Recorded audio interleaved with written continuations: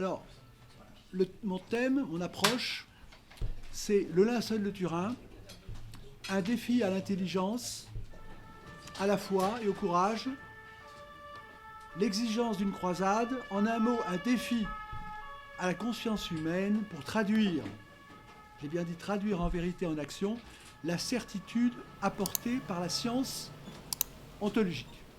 Alors, tout d'abord, permettez-moi de vous remercier. Bon, je suis content d'être parmi vous, j'ai bien entendu l'introduction.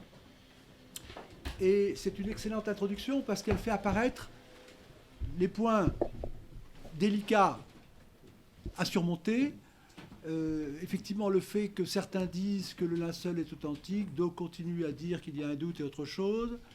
Le fait qu'effectivement, je vous apporte une certitude sans réplique. Bon.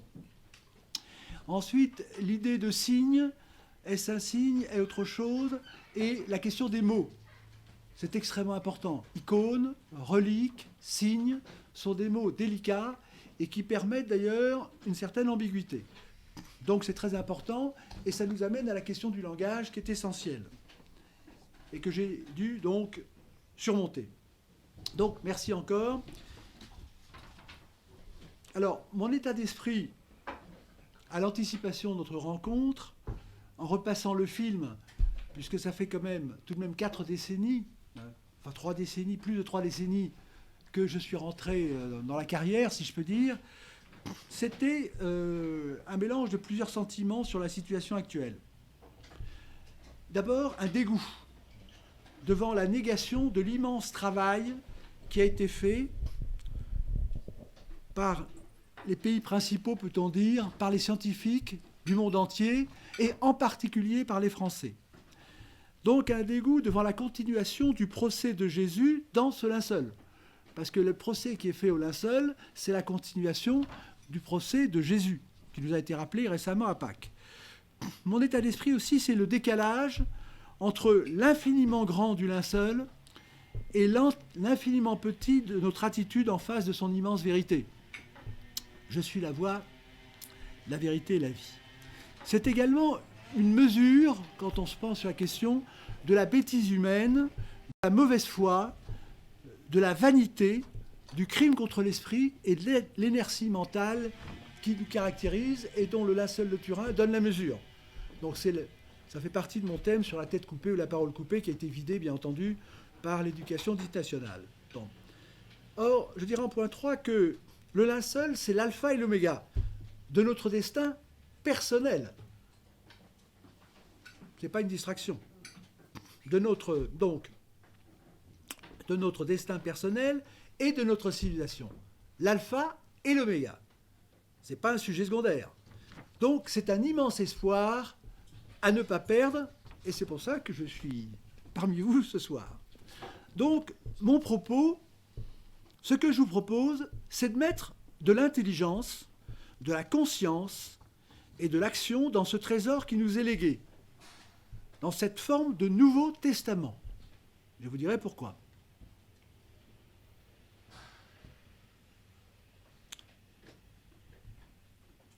Donc je viens vous dire ce que c'est, ce que cela veut dire, ce à quoi sert cette pièce archéologique sans pareille. Et pour ça, il faut une méthode. Et la méthode que je vais vous exposer et qui a fait ses preuves, qui a triomphé à Paris puis à Rome, et encore, c'est la méthode crémaillère, qui permet d'avancer sans recul. Bon. Donc je viens vous prouver que le linceul est le point d'Archimède, pourrait-on dire Pantocrator, pour sortir de la situation que vous connaissez bien aujourd'hui. Enfin, je suis là pour vous donner l'élan décisif pour passer à l'acte. Parce que, écoutez, c'est bien, mais à un moment donné, il faut passer à l'acte. Donc, en introduction, je vous ai dit où nous sommes à lecture, quand j'ai préparé donc, cette rencontre, donc cet écœurement, et aussi sur cette situation de faux amis qui vous a été rappelée en introduction. Parce qu'il y a 3 camps principaux. Il y a les véritables négateurs, ceux-là qui sont assez faciles à détecter. Il y a les vrais amis, ceux-là il faut les compter. Et puis il y a les faux amis. Et le pire sont les faux amis, sont ceux qui restent dans l'ambiguïté, qui font des grimaces pour vous empêcher d'avancer. Alors d'où venons-nous ? Je vous l'ai dit, il y a eu d'immenses travaux qui ont été faits. Il y a des matériaux immenses. Rien qu'en ce qui me concerne, mais c'est la partie sismologique. Donc j'ai écrit 5 livres sur le sujet. Il y a d'immenses matériaux. Logique, une construction, une architecture.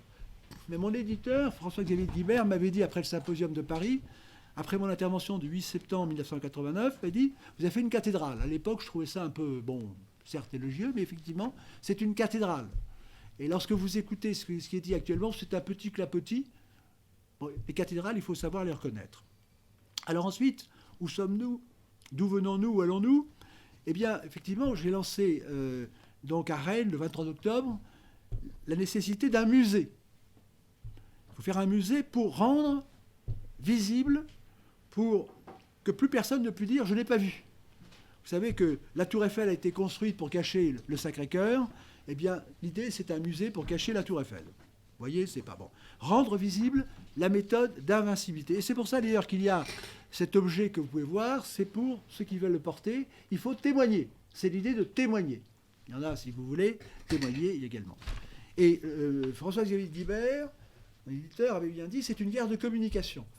Parce qu'une vérité qui est dans un tiroir, c'est certes une vérité, mais ce n'est pas une vérité active.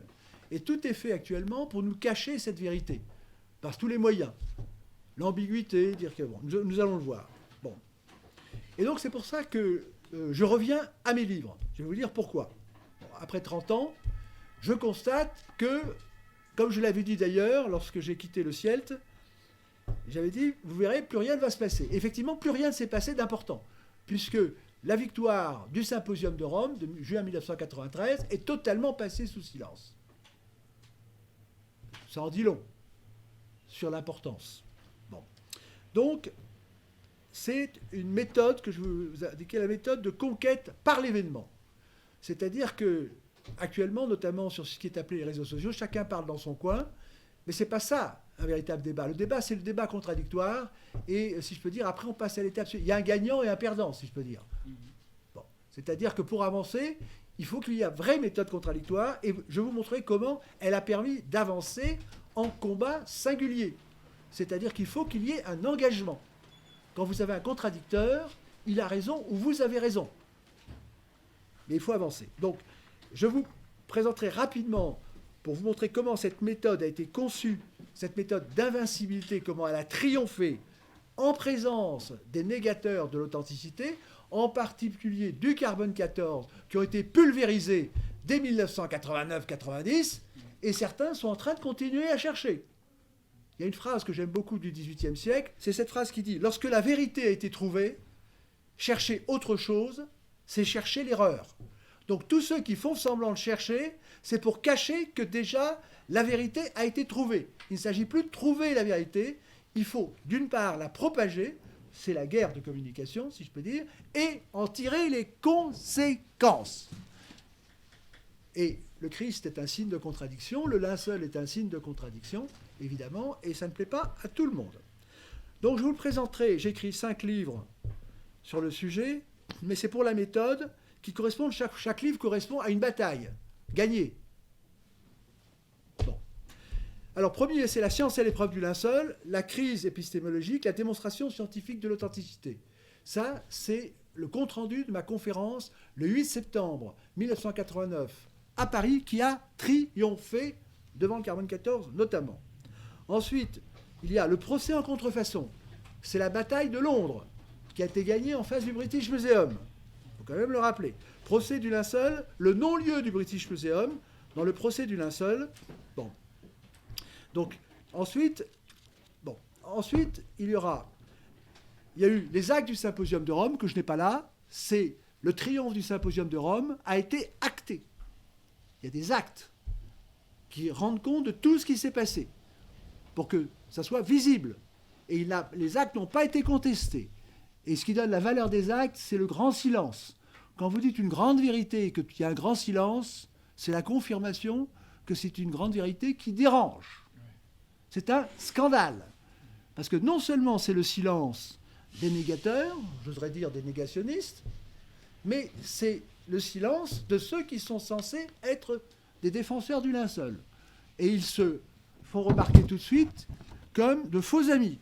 Ensuite, l'énigme du linceul, la prophétie de l'an 2000, qui rend compte de la méthode. Je vous en parlerai le plus rapidement possible. Et enfin, l'Église à l'épreuve du linceul. Parce qu'un grand scandale, c'est que le fait que le linceul ait été authentifié et reconnu par la science au symposium de Rome. Mais le deuxième grand scandale, il y en a d'autres, des médias, c'est que personne ne veut dire quel est le statut religieux du linceul pour l'Église d'aujourd'hui. Alors, d'un côté, on vous dit que l'Église n'a pas reconnu, d'un autre côté, on laisse parler de doute, on laisse le doute. Or, pour l'Église, le linceul est un faux. Mais comme nous sommes dans le monde du clair-obscur, elle ne dit pas que c'est un faux. Elle dit que c'est une icône. Et je vous donnerai un exemple alambiqué d'une phrase de Jean-Paul II qui a changé, et nous verrons pourquoi. Donc, ce que je voulais vous dire, je vois que vous êtes passionné, ça se lit dans vos yeux. Alors, il y a plusieurs choses, évidemment, dans mon exposé. Il y a évidemment cette aventure scientifique, mais c'est ce que je dis dans l'énigme du linceul, que, donc, quoi de plus insignifiant qu'une pièce de serge en lin qui a enveloppé un cadavre? Rien, à moins que ce linge, le linceul de Turin, ne constitue la pièce à conviction décisive dans l'affaire la plus explosive de la fin du siècle. Non seulement de la fin du siècle, mais du 1er siècle. Je vous rappelle que l'homme du linceul a été crucifié à la suite d'un procès. Était-il coupable? Et le linceul nous permet de répondre. Donc, vrai ou faux, je relate l'aventure scientifico-policière la plus exaltante que j'ai dû mener pendant 8 ans pour venir à bout de l'énigme. Et on découvre au fil de l'enquête que si nul ne possède l'enregistrement du Big Bang, en revanche, nous détenons, grâce à ce linge, celui de l'origine de notre ère. Le linceul de Turin, je n'en dis pas plus, c'est le film du moment fondateur de notre civilisation. C'est le dateur de notre ère. Il y a des gens qui veulent dater le linceul de Turin, mais ceux qui ont compris savent que c'est le linceul qui nous date. Vous avez tous des montres. Ces montres, c'est après Jésus-Christ. Après un événement qui ne s'est produit qu'une fois. Et si notre civilisation a été créée, c'est effectivement à partir d'un événement qui a tellement, je veux dire, frappé les imaginations et plus, eh bien, que c'est l'origine de notre ère. Et certains voudraient dire après de notre ère et plus après Jésus-Christ. Vous voyez, bon, là nous sommes dans un monde de guerre, si je peux dire. Et puis, le dernier, donc c'est ça, l'Église à l'épreuve du linceul. Et vous qui dites, l'Église est à l'épreuve du linceul. Donc autrefois, le linceul a été à l'épreuve de la science, c'est-à-dire que c'était à la science de dire s'il était authentique. Et puis après, c'est la science qui a été à l'épreuve du linceul lorsqu'elle a été divisée sur le carbone 14. Et maintenant, c'est évidemment l'Église à l'épreuve du linceul, puisque l'Église ne veut plus reconnaître le linceul, nous verrons pourquoi. Donc, vous voyez que c'est une affaire, si j'ose dire, passionnante. Donc maintenant, la question que j'ai lancée le 23 octobre, c'est cette question de la croisade contre le négationnisme généralisé du linceul. Ce linceul est fait, comme toute vérité, pour être connu et produire ses effets. Et je rappellerai quand même, en direction des négateurs du linceul et de la vérité en général, cette phrase de Matthieu 23, 13, Matthieu ici présent. « Malheur à vous, scribes et pharisiens hypocrites, parce que vous fermez aux hommes le royaume des cieux, vous n'y entrez pas vous-même, et vous n'y faites pas entrer ceux qui veulent entrer. » Donc la pire chose, c'est de fermer les voies de la connaissance et du salut. Voilà le sujet. Et je vous rappelle que Jésus n'a pas de parole plus dure que les paroles qu'il adresse aux pharisiens, aux hypocrites, aux scribes, etc. Bon. Alors, première chose, premier sujet, si je peux dire, première étape de cette victoire en continu, c'est la science à l'épreuve du linceul, la crise épistémologique, la démonstration scientifique de l'authenticité. Bon. Alors, donc, le début, je vais rapidement, parce que je ne vais pas tout dire en si peu de temps, parce qu'effectivement, le temps passe vite. Donc, langage du Suaire, langage de la science, convergence et divergence, médium et message. C'est-à-dire que dans le linceul, il y a un médium, c'est l'objet, et le message, c'est qu'est-ce qu'il veut dire. Bon. Et tout a commencé, si je peux dire, pour mon intervention, par la datation carbone 14. Bon. La datation carbone 14 a créé une explosion, si je peux dire, incroyable dans le monde entier, puisque les médias que vous connaissez bien, tous de concert, ont dit tout à coup, le linceul de Turin date de 1260-1390, c'est un faux. Et la communauté scientifique, je vous rappelle que le linceul de Turin est l'objet le plus chargé de sciences de tous les temps, travail immense, tout à coup, toute la communauté scientifique internationale engagée dans les recherches a été tétanisée, a été syncopée. Pourquoi ? Parce que nous avons affaire à des spécialistes. Et les spécialistes ne peuvent répondre que de leur sujet.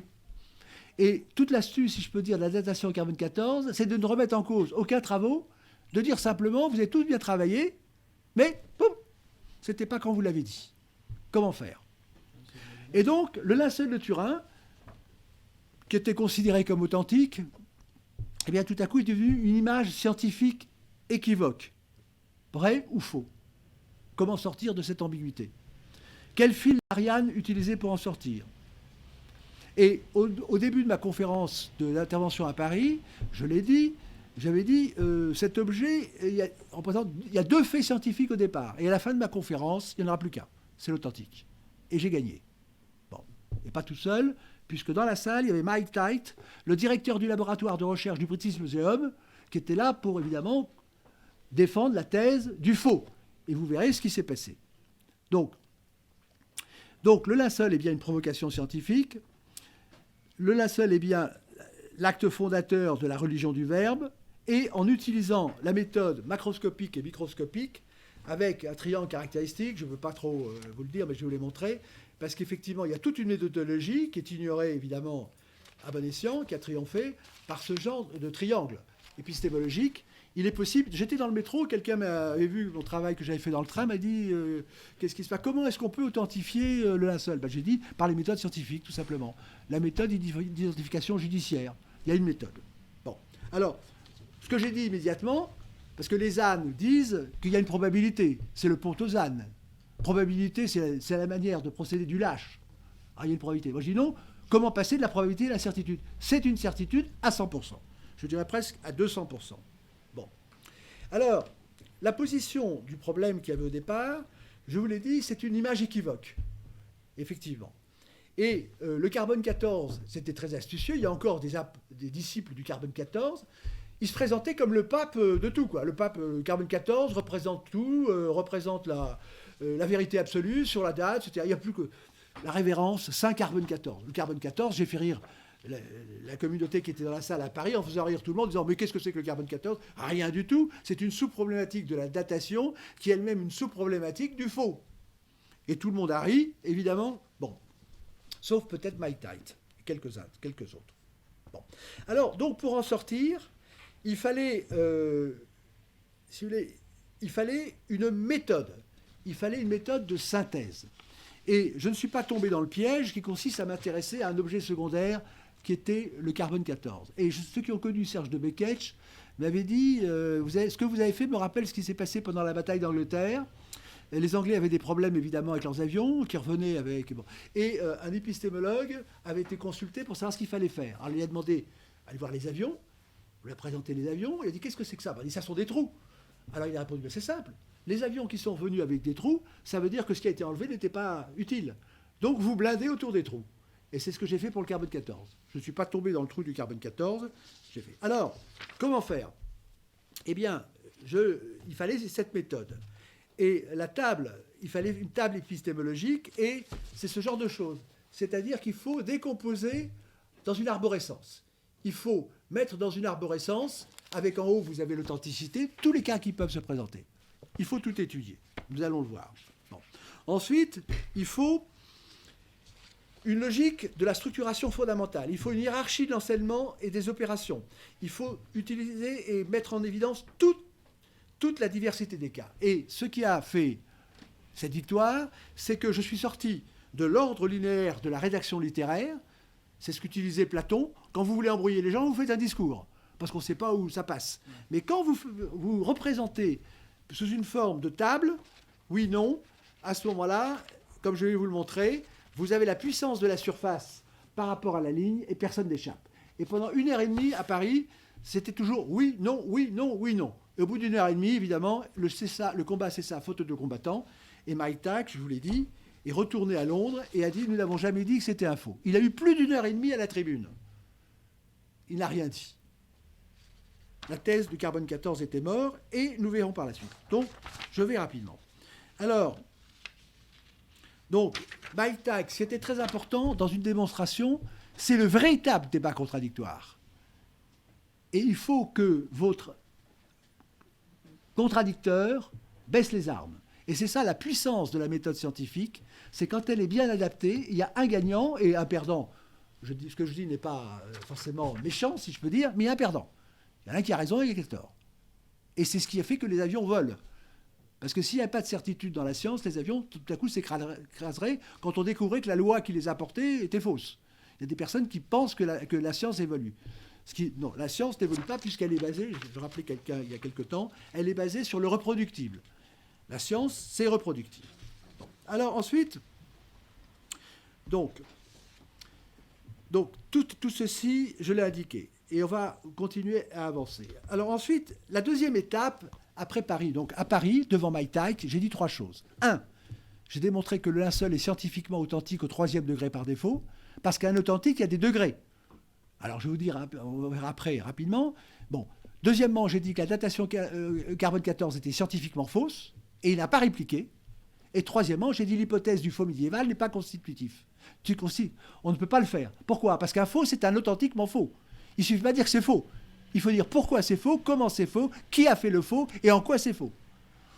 Donc un faux, c'est un authentiquement faux. Il ne suffit pas de dire c'est faux, c'est faux, c'est faux. Donc il faut aller jusqu'au bout. Et quand vous allez jusqu'au bout, bien, si vous avez raison, et ça marche. Bon, alors, là vous avez le procès en contrefaçon. C'est-à-dire que Mike Tykes, donc je rappelle le directeur du laboratoire de recherche du British Museum, qui coordonnait les 3 datations, Tucson, Arizona et Zurich, est retourné à Londres. Mais ils ont fait un faux pas. Et ce qui est intéressant, c'est que moins par moins égale plus. Quand quelqu'un fait un faux pas, quand vous contestez le faux pas, eh bien vous remettez les choses à l'ordre. Donc c'est intéressant les faux pas, parce que ça permet d'avancer, sauf pour les boiteux. Bon. Eh bien, à Londres, ils ont fait une grande exposition en 1990 sur les faux. Et, bien entendu, le linceul était au milieu. Le linceul était mis en acte d'accusation. Et là, il y a quelqu'un du CIELT, je dirais d'ailleurs son nom, c'est M. Boursier de Carbon, qui est allé à Londres. Il a vu quel était le catalogue, il a regardé ce qui s'était passé, et ça nous a permis d'échanger des courriers. C'est ça le débat contradictoire. C'est-à-dire que nous avons dit, donc c'est cette lettre qui est ici, que j'ai publiée ici, donc en écrivant au British Museum, en disant très sommairement, qu'est-ce qui vous permet de dire que c'est un faux? Et ce qui est intéressant, c'est que le British Museum dépend de la reine. Et ils ont commencé à avoir peur d'avoir un coup de baguette de la hiérarchie. Donc ils ont répondu ce qu'il fallait. C'est qu'il faut utiliser tous les moyens. Et la réponse qui a été faite, elle est tout à fait intéressante. C'est celle-ci, la réponse. Et il dit bien, la photographie du linceul était inclusive. Déjà le mot inclusive, vous savez, bon... inclusive comme illustration d'une récente et très largement connue utilisation de la datation au radiocarbone. Il n'était pas question de suggérer que le linceul avait été créé comme un faux. Ah oui, on met une représentation du linceul en plein milieu d'une exposition consacrée au faux, et il dit « Ah mais non, mais c'était pas du tout pour dire que c'était un faux, c'était... non, pas du tout. » Et pour clarifier ce point, nous avons ajouté une étiquette explicative. Donc nous avons tordu le bras, et nous les avons obligés aller dans le sens de la vérité. C'est ça le véritable débat démocratique, mais contradictoire. Et ça, c'est intéressant. Et non seulement ils ont fait ça, non seulement ils l'ont écrit, non seulement ils ont dit que le linceul il n'était pas question de dire qu'il était un faux, mais ils ont mis une étiquette et ils ont changé le catalogue. Et changer le catalogue, vous voyez, la puissance de la méthode crémaillère, la puissance scientifique, la méthode de non-contradiction. Eh bien, nous l'avons là, et puis alors vous allez voir, c'est comme ça qu'on avance, si vous voulez. C'est-à-dire, c'est comme dans une guerre, il faut gagner du terrain, et il faut effectivement faire... Donc le catalogue, je vous le montre, parce que tout ce que je dis est prouvable, et c'est pour ça qu'il faut publier, si vous voulez. Ça, c'était ce qu'il y avait dans le premier catalogue, avant l'intervention du CIELT, le vrai CIELT, celui dont j'étais vice-président, pour rien vous cacher.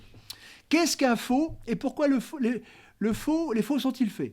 Est-ce que le faussaire de l'homme du linceul de Turin, il a bien dit après, il n'était pas question de montrer que c'était un faux, mais dans le catalogue, c'était marqué. Est-ce que le faussaire du linceul de Turin et ceux de l'homme de Pildomne avaient les mêmes motivations? Ça, c'est là. Et puis après, notre intervention, il a fallu qu'ils changent. Il a fallu qu'ils changent. Et qu'est-ce qu'ils ont dit? Ils ont changé le catalogue. Je vous lis la correction. Qu'est-ce qu'un faux et pourquoi les faux sont-ils faits? Donc ça recommence de la même manière. Et puis il dit, est-ce que les faussaires de la lettre de Zinoviev et ceux de l'homme de Pildon avaient les mêmes motivations? Le linceul de Turin était parti. Ça, c'était bien la preuve que le carbone, la propre institution qui coordonnait la datation Cal 14 a rendu les armes. Voilà. Et ça, c'était pas terminé. Parce que quand on tient le bon bout, il ne faut pas le lâcher. Et il y avait après, je vous le dis simplement, la définition 317 qu'ils ont mis, dans laquelle il est bien explicite que la définition qui est donnée, c'est bien la définition d'un authentique. Je peux vous le lire, mais nous avons un certain temps. Mais 317, définition 317 du British Museum. Bon, donc ce qu'il faut dire simplement, la première photo, je vous lis rapidement parce qu'il faudrait tout lire. En 1898, la première photographie de Suaire révéla que lorsqu'elle est vue en négatif, l'image est frappante de vraisemblance de vie, je dis bien de vie, cette découverte et les résultats médicaux ultérieurs, notamment de Pierre Barbet, ont satisfait aux suggestions que le linceul pouvait être considéré comme authentique. Voilà ce que vous cachent tous les baveux, si je peux dire, les plats à parleurs qui parlent du linceul, chacun raconte sa vie, mais il faut faire ça comme dans une enquête policière, comme dans un procès, il faut les pièces, code 1, code 2, code 3, et à ce moment-là, on avance. Mais c'est ceux qui ne veulent pas qu'on avance, qui continuent leur petit cinéma. Bon, alors après, ce livre a rendu compte de toute la succession des travaux qui ont été faits, en particulier du Symposium de Rome. Donc, victoire de la méthode au Symposium de Paris et triomphe à Rome. À Rome, nous avons fait ce qui n'a pas été fait lors de la fameuse crise du coronavirus, c'est de réunir les meilleurs professionnels et, selon une méthode contradictoire, et de conclure. C'est-à-dire qu'il y a eu 18 nations qui ont été réunies à Rome. Tous ceux qui avaient travaillé sur le linceul étaient représentés, sur toutes les disciplines, selon un schéma démonstratif. C'était exhaustif, c'était représentatif et conclusif. Il y avait 7 lignes de conclusion. Bon, et ça, avec, en présence d'ambassadeurs de France auprès du Saint-Siège, etc., etc. Bon, et ça, c'est rappelé ici. Alors, ce qui est important à retenir, bon, il y avait eu un incendie en 1997. Et la question qui s'est posée, au fond, si le linceul disparaissait, qu'est-ce qui disparaîtrait? Est-ce que c'est un souvenir ou est-ce un objet qui a un rôle à jouer? Oui, puisque c'est la pièce à conviction. Vous voyez, c'était la pièce à conviction, la preuve du fait fondateur du christianisme. Bon. Bon. Et alors, donc, je rapporte rapidement ce qu'il faut comprendre. Quelqu'un a dit récemment, j'en parlerai ultérieurement, que le linceul, il suffit de regarder, qu'il n'y avait pas à réfléchir. Faux. En voyant, on ne voit, effectivement, on voit cette représentation, mais on ne voit pas ce qu'il y a à voir. Et donc, dans la démonstration, je vais rapidement, la première chose à comprendre, c'est la non-reproductivité. C'est encrypté. C'est encrypté. Donc, c'est verrouillé. Bon. Et ensuite, ce qu'il y a à comprendre, c'est qu'il fallait la méthode des systèmes experts pour couvrir toute la problématique et qu'il y ait une étanchéité totale, par oui, non. Et c'est ce qui a triomphé à Paris. Bon. Ensuite, ce qu'il faut comprendre, c'est que le linceul permet de voir d'une manière indirecte. Il faut passer par un appareil photographique. Donc c'est une image automatique. Elle s'est faite automatiquement. Il n'y a pas la main de l'homme. Donc ça passe par la science et ça passe par la compréhension. Donc le linceul est bien un objet de science d'abord, pour les scientifiques. Bon. Ensuite, bon, j'ai démontré que le faussaire n'était pas possible. La salle Harry, bon, ça a été repris par Van Kevelaert d'ailleurs dans un numéro. Bon. Ensuite, effectivement, quand vous présentez les choses d'une manière invincible, eh bien, il y a un choc. Il y a eu un électrochoc à Paris. Finalement, la salle s'est levée et j'étais le seul à oser affirmer que le linceul est authentique. Pourquoi? Parce que la communauté scientifique avait peur. Comme maintenant, les Français ont peur de tout. Ils ont peur de tout. Je ne sais pas pourquoi.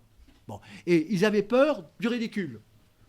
J'étais passé la veille et j'avais dit on peut le dire, on ne peut pas le dire, c'est faux. Non, il fallait l'affirmer. Et donc, ça a été un triomphe. Je le rappelle dans ce livre, que dès le départ, la datation Capone 14 a donné un niveau de signification de 5%. Et quand vous aviez notamment le Vatican qui a dit qu'il y avait, disons qu'une fiabilité de 95%, non, c'est d'abord de 5%. Et c'est 95% si les 5% sont dans le bon point. Donc, c'était nul, archi nul. Donc, si vous voulez, il y a actuellement une révérence à l'autorité, à la fausse autorité, qui est dramatique. Bon, et c'était ce piège du carbone 14 c'est ce piège qui a imposé le recours à l'épistémologie d'une méthode qui a permis de séparer le vrai du faux. Alors, effectivement, les Américains, par exemple, étaient terrorisés par l'idée de faire un test de Jésus-Christ. Mais il ne faut pas voir Jésus-Christ. Il y a l'homme du linceul, et puis on verra qui c'est après. Donc vous mettez dans la boîte ce qui effraie, le côté religieux, et puis vous avez une boîte scientifique, et puis après vous regardez ce qu'il y a dans la boîte. Mais c'était ça qu'il fallait faire. Bon, au départ, il y avait une évidence impossible, donc il fallait un échafaudage, il fallait être à la recherche de la méthode. Alors la méthode, je l'ai trouvée comment ? Parce qu'on disait oui, c'est non, c'est ce qui a été rappelé en introduction, il y en a qui disent blanc, l'autre qui dit noir, etc. Et je me suis dit, au fond, quelle est la seule certitude ? Ben, il existe.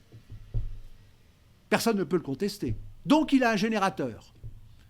Donc trouver quel est le générateur de cet objet qui existe, c'est trouver s'il est authentique ou non. Et j'ai établi qu'il y avait 5 générateurs possibles, soit un artiste, soit un faussaire, soit un cadavre non identifié, soit le cadavre de Jésus de Nazareth, soit un cadavre et un linge qui portent quelque chose, une information qui a rapport avec la résurrection, ce qui dérange tout le monde. Parce que dès le départ, lorsqu'après la première photographie de Secondopia du 28 mai 1898, il y a ceux qui ont dit « c'est miraculeux » et les autres qui disent « ah, ces chrétiens, ils sont capables de toutes les falsifications pour faire croire à leur histoire », eh bien déjà les falsificateurs, ceux qui étaient les thèses de la falsification, ont montré leur mauvaise foi. Parce qu'ils auraient dû dire « ah, enfin on tient le linceul de cet imposteur », eh bien il prouve qu'il est mort.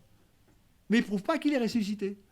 Mais dès le départ, ils se sont dit, aïe, aïe, aïe, si on commence à reconnaître que c'est authentique, on va mettre le doigt dans l'engrenage de la résurrection. Donc déjà, ils étaient de mauvaise foi. Parce qu'au départ, le linceul ne prouve pas la résurrection. Il prouve la mort. Et ce qui prouve la résurrection, c'est ce que j'ai appelé l'impression au trait sans contact, le 18e point. C'est justement la force du linceul et dans sa faiblesse, c'est que tout repose ne tient qu'à un fil. C'est Jacques Pradel qui dit, parfois la vérité ne tient qu'à un fil. Jacques Pradel, qui a fait une très belle émission sur le linceul, qui a eu lieu et qui a été présenté. Donc, effectivement, tout retient sur l'impression retrait sans contact des fibrilles de lin et des caillots de sang. C'est là la preuve. C'est la preuve de la dématérialisation de Napoléon. Bon. Alors, il y a les 5 générateurs, il y a eu le plan de bataille, et la stratégie, c'était l'élimination des contradictions. Donc, par exemple, Tite, c'était une contradiction qui a été éliminée. Bon, le British Museum, contradiction qui a été éliminée. Et à force d'éliminer, on avance. C'est ça, la science. On élimine les contradictions.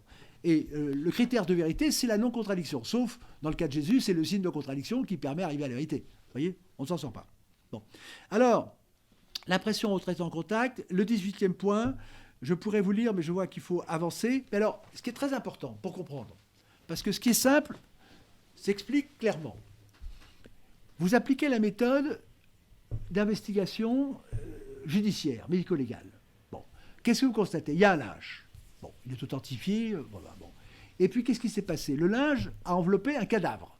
Très bien. Bon. Et la question, c'est comment est-ce que vous voyez que c'est un cadavre ? Vous authentifiez, oui, il y a eu un cadavre, et vous savez qu'un cadavre est attaché au linge par le sang. C'est ce qu'a très bien étudié Barbet, c'est qu'il y a un phénomène de fibriolyse qui fait que les caillots de sang deviennent liquides, et il y a un phénomène de décalque. C'est Barbet, chirurgien de la Première Guerre mondiale, qui l'a très très bien. Et je vous invite à lire ses livres, Les 5 plaies, La passion selon le chirurgien, et personne n'en parle, justement. Bon, c'est vraiment un travail extraordinaire. Donc il y a eu un cadavre. Alors qu'est-ce qui se passe quand il y a un cadavre dans un linge ? Ben, soit vous le laissez, ben, il pourrit, et puis tout disparaît. Bon, il y a beaucoup de crucifiés, hein. Bon, mais on n'a aucun linge qui porte la trace d'un crucifié. Bon. Ou alors, ben, si le linge n'est pas détruit, ben, c'est qu'il a été enlevé. Mais si vous enlevez un linge, un cadavre d'un linge, vous avez déjà eu une enlevé le pot, eh bien, ça s'arrache. Il y a des traces d'arrachement. Et c'est le très beau travail qu'a fait Barbet, d'abord, il faut le dire, les Français quand même, et puis qu'ont confirmé les Américains, le SURP, en 1978, c'est qu'il y a au microscope, qui grossit une pièce d'1 franc à l'époque, à la hauteur de la Tour Eiffel, on ne voit pas de traces d'arrachement, ni de linge, ni des fibrilles de lin, ni des fibrilles de sang. Il n'y a aucune trace. Donc, c'est ce que j'appelle le retrait sans contact.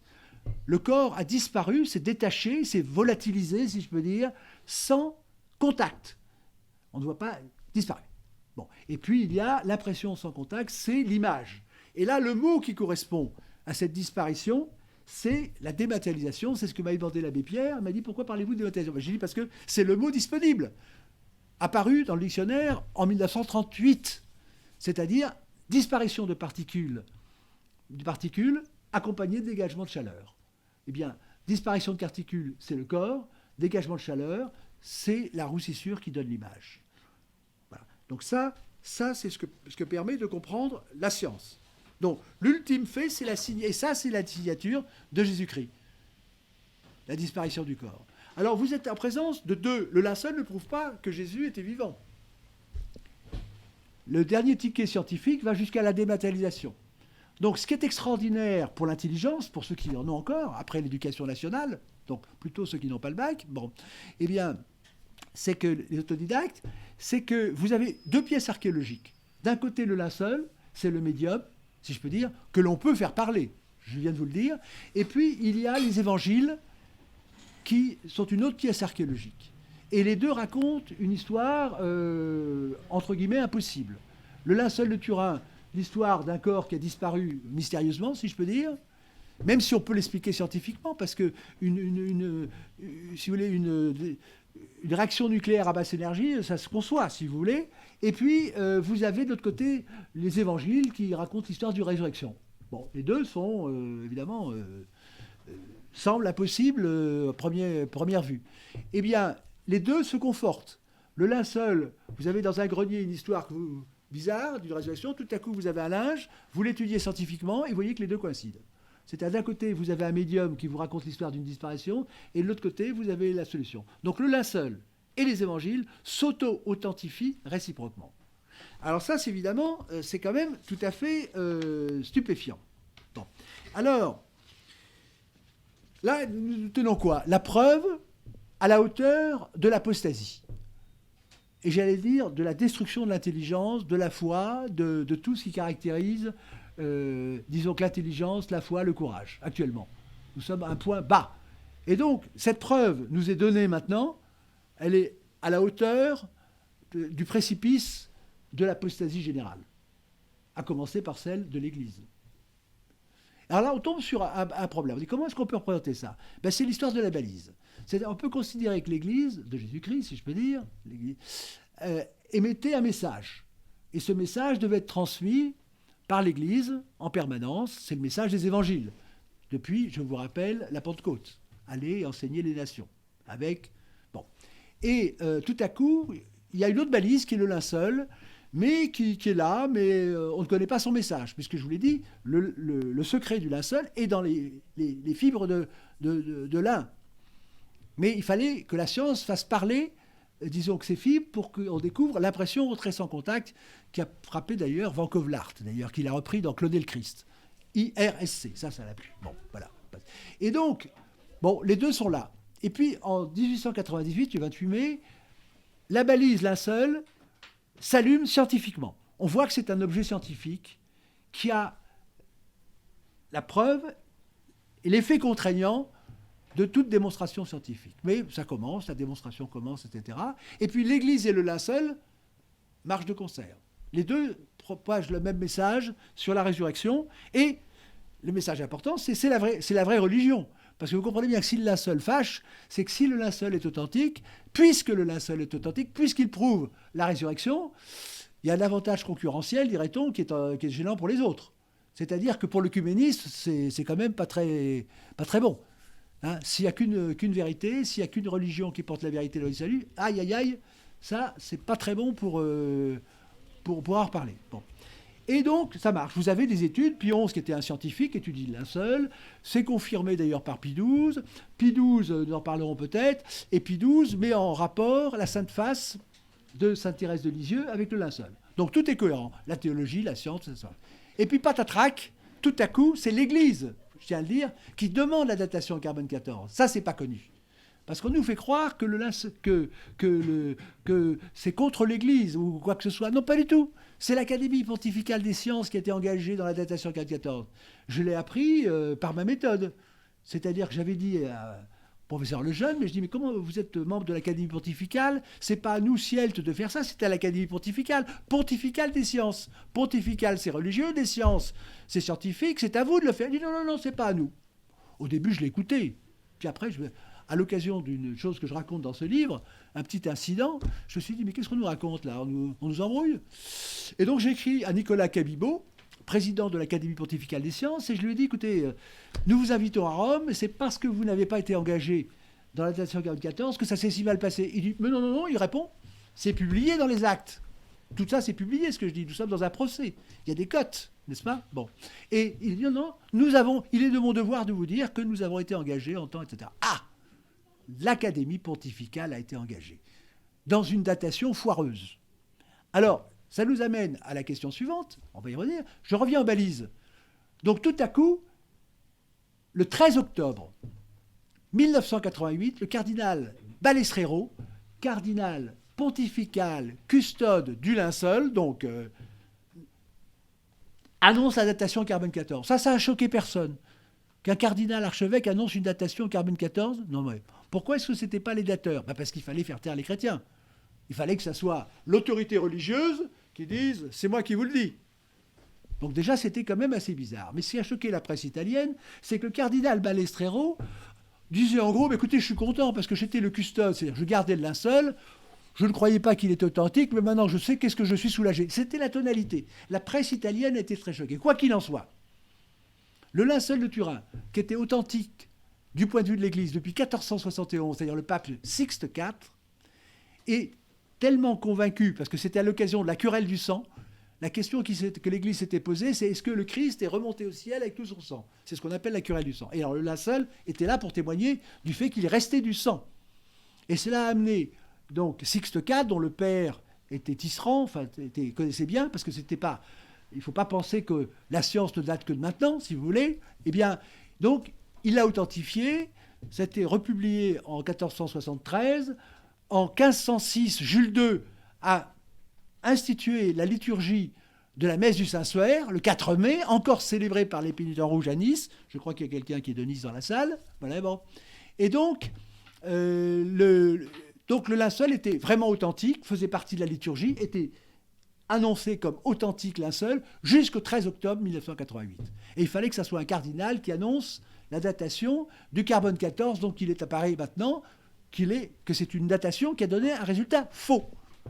Voilà. Alors la question maintenant, la balise, on a tout à coup les deux balises, l'Église et le linceul, qui témoignent de la même preuve de la résurrection. Et tout à coup, il y a une balise qui s'éteint, non seulement c'est l'Église, mais qui conteste le linceul. C'est que l'Église ne veut pas reconnaître l'authenticité du linceul. C'est une preuve un peu en négation. Et ça, elle est tellement honteuse qu'elle ne le dit pas. Alors, il y a un mot, parce que, vous savez, les politiques ne sont jamais avares de mots, c'est une icône. Alors, on pense aux Russes. C'est une icône. Et le cardinal Saldarini, qui prendra la suite, dira, pour le centenaire, il osera dire pour le centenaire scientifique du linceul, j'étais présent, c'est une icône, ce n'est pas une relique. Ne laissant aucune chance. Donc, eh bien, pour l'Église, c'est un faux, c'est un artefact.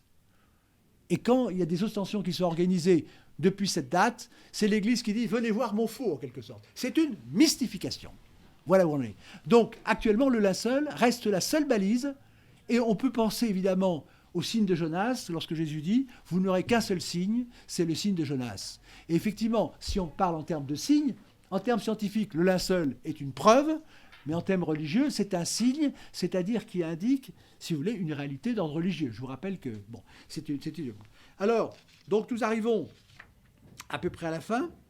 Je ne vais pas vous indiquer. Donc Pie XII, en 58, approuve l'image en association avec la dévotion en Dieu. Donc nous arrivons à la fin, à conclusion. Donc nous avons fait à peu près le tour et nous pourrons passer aux questions. Donc je vous ai dit que le linceul est un défi à l'intelligence, à la foi et au courage, qui répond, si vous voulez, notamment à l'apostasie actuellement. En un mot, un défi à la conscience humaine, parce que nous sommes dans une inconscience incroyable. C'est-à-dire avoir, pas que sur le linceul, mais le linceul, c'est la figure emblématique de la renonciation de l'intelligence et de la conscience de notre époque. Donc, c'est un défi pour traduire en vérité et en action la certitude apportée par la science sur le linceul de Turin. Mon propos était donc de vous montrer comment mettre de l'intelligence, de la conscience et de l'action dans ce trésor qui nous est légué, par cette méthode invincible qui a triomphé. Je pourrais donner d'autres exemples, mais je vous en ai donné, notamment vis-à-vis du British Museum. Et à Rome, il y avait Monseigneur Saxer, qui était recteur de l'Académie pontificale d'archéologie. Alors j'ai eu plaisir à l'inviter 3 fois, parce que j'adore faire venir les contradicteurs. Bon, comme en escrime, c'est toujours agréable de faire venir quelqu'un. Bon, et il n'a pas osé venir, parce que sa thèse, c'était que le linceul avait été fait par des chrétiens qui avaient simulé un linceul en crucifiant des personnes pour faire croire à la résurrection. Voilà à quel degré de folie on en arrive. Monseigneur Saxer. Bon, je l'ai invité 3 fois. Il n'a pas osé se présenter, parce que le ridicule, quand même, tuait encore. Bon, alors, je vous ai dit ce que c'est, ce que ça veut dire et à quoi ça sert. Ce qu'il est, le linceul, l'objet de science, de plus chercher de sens de tous les temps, la preuve irréfragable, c'est un terme juridique, de la résurrection. La preuve irréfragable. Deuxièmement, ce qu'il veut dire, c'est un objet de foi. Il y a des personnes, vous avez notamment un certain petit-petit-fils qui dit que ce n'est pas un objet de foi. C'est le premier objet de foi, puisque c'est devant le linceul que Jean vit il crut. Et grâce à nos microscopes, nous pouvons mieux voir Jean que Jean ne le vit. Bon, donc c'est un objet de foi. C'est le premier évangile de la résurrection, puisque c'est lui qui apporte la bonne nouvelle en premier. Il y a des personnes qui disent c'est la 5e. C'est le 5e évangile, mais ils ne savent pas compter, ça c'est les maths modernes. Ce qui vient en premier, c'est le premier. C'est le premier évangile de la résurrection. C'est l'alpha et l'oméga du christianisme, c'est vraiment le Nouveau Testament réactualisé. À quoi sert-il ? C'est la pièce à conviction qui clôt le procès de Jésus. Vous savez, il blasphème. Quand même, il faut se rappeler quand même, c'était pas mieux. D'authentifier, le linceul devient authentifiant et disqualifiant. C'est la balise épreuve à charge vis-à-vis, de l'Église. Preuve par sa négation. Des autres prétendues religions. Vis-à-vis de la religion laïque négationniste qui est au pouvoir. Vis-à-vis de la politique de déchristianisation de l'État. Je vous rappelle qu'en France, puisque quelqu'un parlait de la France, la pratique religieuse est passée de 90% à de l'ordre de 5%. Ben, ça ne s'est pas fait tout seul. Ça s'appelle la laïcité. Le mot déchristianisé date de 1792. La révolution s'est faite contre l'Église et non pas contre la royauté. En Angleterre, il y a toujours une royauté, ça ne les gêne pas. La déchristianisation, 1877, politique de la Troisième République. Bon.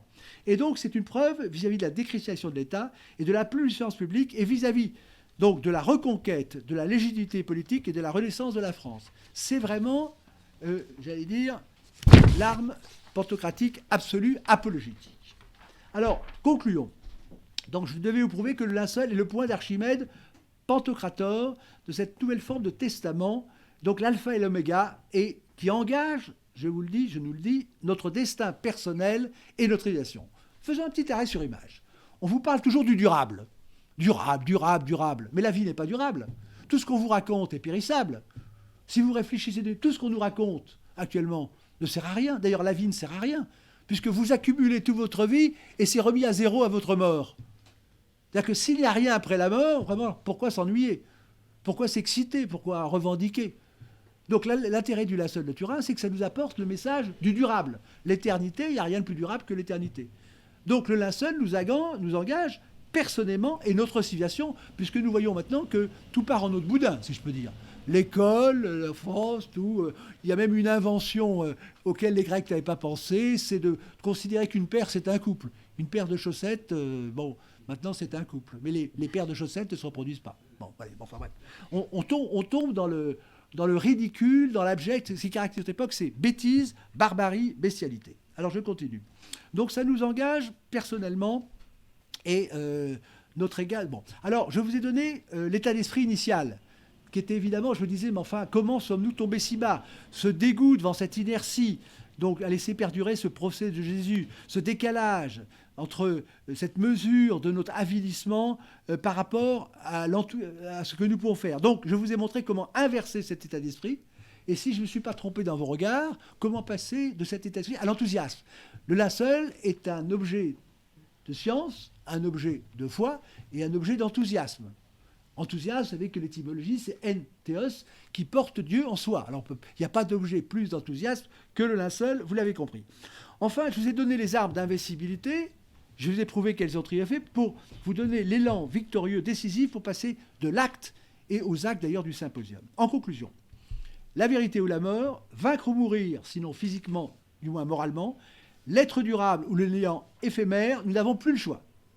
Une seule solution, nous est proposé s'engager corps et âme dans cette nouvelle croisade de la vérité pour traduire en actes cette preuve irréfragable au sein de l'espace public dans toutes ses conséquences. Parce que si le linceul est refusé, c'est dans toutes ses conséquences scientifiques, religieuses et politiques, pour qu'elle règne, cette preuve, en vérité et en réalité dans les esprits, les lois, la société en France et partout dans le monde, dès maintenant, et qu'avec elle, grâce à elle, nous puissions enfin exister à nouveau. Parce que je peux dire que les disciples de la vérité sont constamment exclus, actuellement, dans tous les domaines, jusqu'à la médecine. Et que nous puissions exister à nouveau, intellectuellement, religieux et politiquement. Bon, c'est in hoc signo vinces, effectivement. Inox, c'était le fameux signe de la bataille de Vilnius, de Constantin. Et c'est donc le linceul, c'est bien l'étendard et le temple à reconstruire pour la nouvelle croisade lancée le 23 octobre à Rennes de l'année dernière.